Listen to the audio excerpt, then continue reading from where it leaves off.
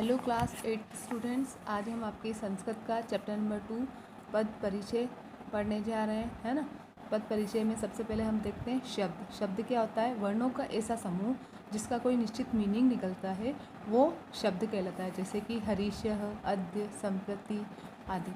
फिर आता है आपका पद, कि शब्दों का जो मूल रूप को जो वो होता है उसको हम प्रतिपादित करते हैं। सुप्तिंडम पदम, यानी कि जिनके साथ सुप और तिंग आदि प्रत्यय लगते हैं वो क्या कहलाते हैं? पद कहलाते हैं। जैसे रामः भवति। अब आता है पद के भेद। पद के दो भेद होते हैं, विकारी पद और अविकारी पद। विकार का मतलब होता है चेंज, परिवर्तन, है ना। और अविकारी यानी कि जिनमें चेंज नहीं होता है। तो विकारी पद वो होते हैं, ऐसे शब्द या पद होते हैं जिनमें काल, लिंग, वचन, पुरुष आदि के अनुसार परिवर्तन होता है, वो विकारी पद कहलाते हैं। जैसे कि लता का बन जाता है लताया, पठती का भविष्य काल जो होता है वो पठिष्यति हो जाता है ना। एकह और एका हो जाता है लिंग के अनुसार। इसी तरीके से विकारी पद के दो भेद होते हैं। विकारी पद के कितने भेद होते हैं? दो भेद होते हैं, सुबंत और तिंग। क्या होते हैं? सुबंत और तिंग। सुबंत यानी कि संज्ञा, सर्वनाम और विशेषण, जिनके अंत में यानी जिनके लास्ट में सुप प्रत्यय लगते हैं वो सुबंत कहलाते हैं, और इनके अंदर संज्ञा, सर्वनाम और विशेषण आते हैं। फिर आता है तिंग यानी कि आख्यात, कि जो पद जिनके अंत में लास्ट में ती, तह या इंती आता है, ऐसे जो प्रत्यय लगते हैं उन्हें हम तिंग प्रत्यय कहते हैं। लास्ट में क्या आ रहा है यहाँ पे? ती, तह या अंति। जैसे होता है ना पठती, पठतः, पठंती, वो वाला, है ना। सभी क्रियापद जो होते हैं यानी जितने भी वर्ब्स होते हैं वो इनके अंतर्गत आती हैं, और इनका जो मूल रूप होता है उसे हम धातु कहते हैं। प्रतिपादिक जो होते हैं वो भी धातुओं से ही बनते हैं, और सभी शब्दों में जो उसका मूल जो बीज रूप होता है वो धातु रहता है। जैसे भू धातु से भवती, भवतः, भवंती आदि क्रियापद बनते हैं। फिर रम धातु से राम बनता है, जिससे सुप आदि प्रत्यय लगने पर रामः, रामो, रामा आदि पद बनते हैं। अब धातुओं का विभाजन जो होता है वो 10 गणों में निहित होता है ना। फिर हम देखते हैं कि अविकारी पद के भी दो भेद होते हैं। कितने भेद होते हैं? अविकारी पद के भी दो भेद होते हैं। एक तो होता है निपात, दूसरा होता है अव्यय। क्या होता है? निपात और अव्यय। अब निपात और अव्यय इनका रूप सदा एक सा रहता है। वाक्य में अव्यय या निपात का स्वतंत्र रूप से प्रयोग होता है, जैसे कि अद्य, अत्र, अद्येव, अधुना, संप्रति, कुत्र, तत्र, तदा, कदा, ये सब क्या है? आपके अव्यय। और खलु, किल, नूनम ये शब्द क्या कहलाते हैं? निपात। फिर आता है सार्थक और निरर्थक पद। सार्थक पद जिनका कोई अर्थ निकलता है, और जिन पदों का कोई अर्थ या भाव प्रकट नहीं होता है वे क्या कहलाता है? निरर्थक पद। भाषा में निरर्थक पदों का कोई भी स्थान नहीं होता है। अब आ जाओ आप देखो प्रत्यय और उपसर्ग।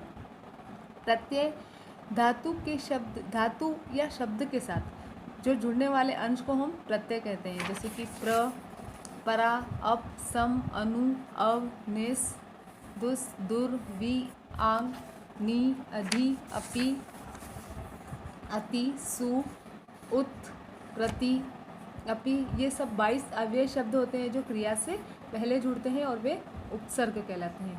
उपसर्ग के जुड़ने से धातु के अर्थ में परिवर्तन हो जाता है। जैसे कि निरुपसर्ग है निर्गच्छति, निर्भिलषति, निर्मम, निर्मो, निरर्थक, निरार्थ, निर्गति, निर्णय इत्यादि। उसी तरीके से प्रउपसर्ग है प्रभवती, प्रकर्ष, प्रक्रिया, प्रमाण, प्रभाव, प्रधानम, प्रताप, प्रमाद, प्रमोद इत्यादि। इसी तरीके से आपके उप आता है तो उपगच्छति, उपकरोति, उपसहति, उपाचार्य, उपादानम, उपसर्ग, उपस्थिति, उपचार, उपकार, उपराम इत्यादि।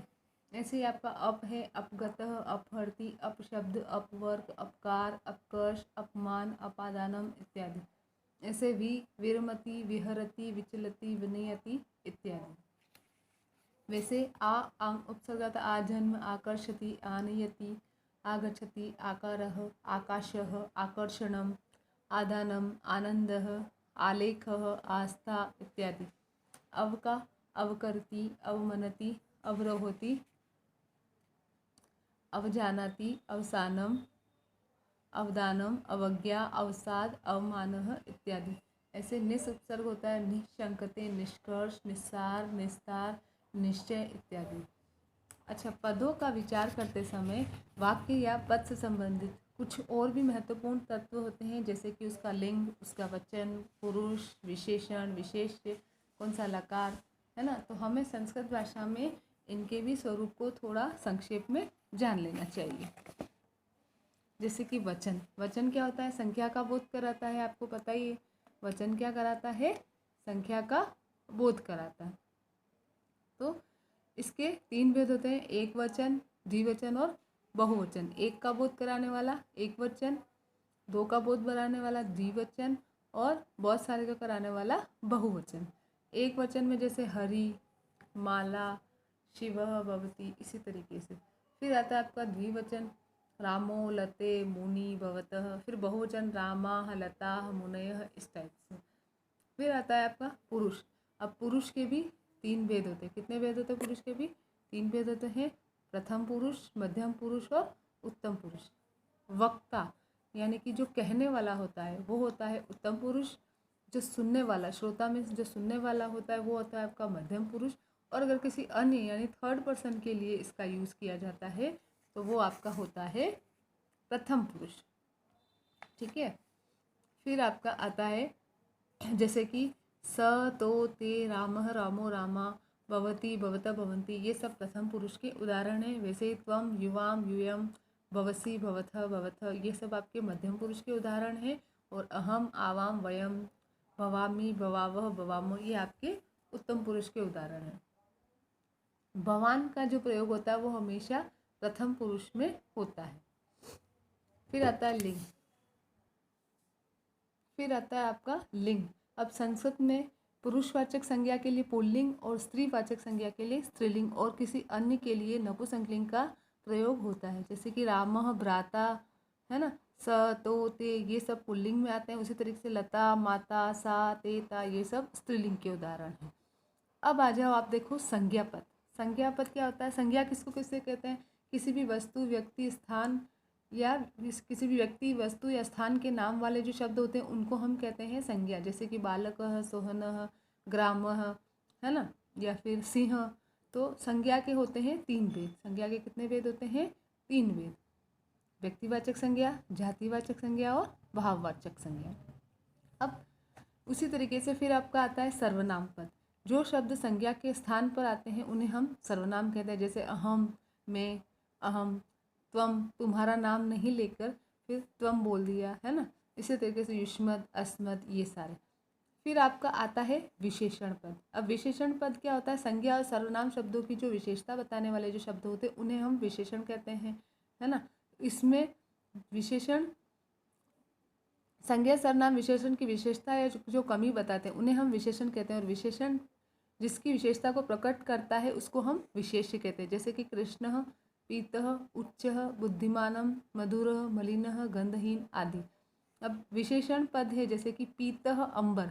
इसमें अंबर जो है वो तो आपका विशेष्य है और कृष्ण सर्प में सर्प जो है वो आपका विशेष्य। विशेष्य किसको कहा जा रहा है?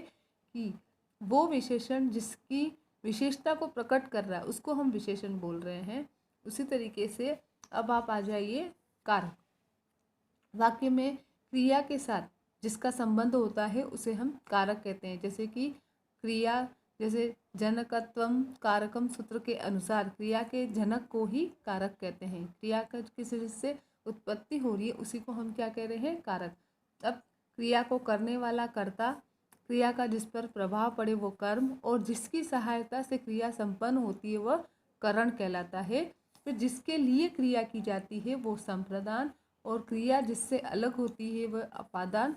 और 2 पदों के संबंध को बताते हैं तो वो संबंध कारक होता है।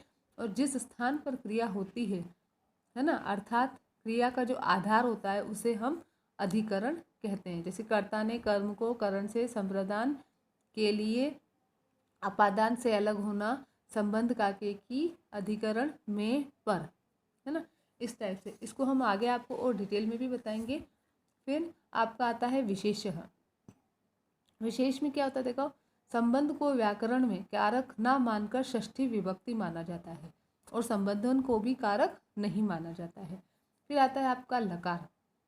क्रियापदों को यानी कि जो धातु पद होते हैं उन्हें समय और भाव की दृष्टि से 10 भागों में बांटा गया। कितने भागों में बांटा गया? 10 भागों में बांटा गया है, जिन्हें हम लकार कहते हैं।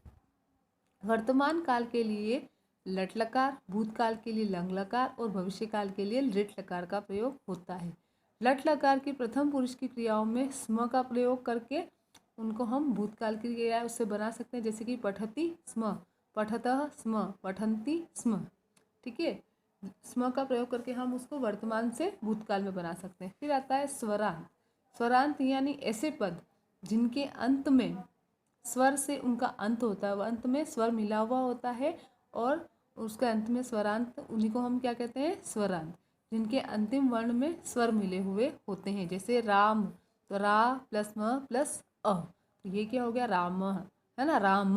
अ का साउंड आ रहा है, इसमें अ म में अ स्वर मिला हुआ है, इसलिए इन्हें हम स्वरांत कहेंगे। जैसे अकारांत में राम, बालक, इसमें सब में अ का साउंड आ रहा है लास्ट में। ऐसे ही आकारांत लता, माला, सुधा, आ का साउंड आ रहा है।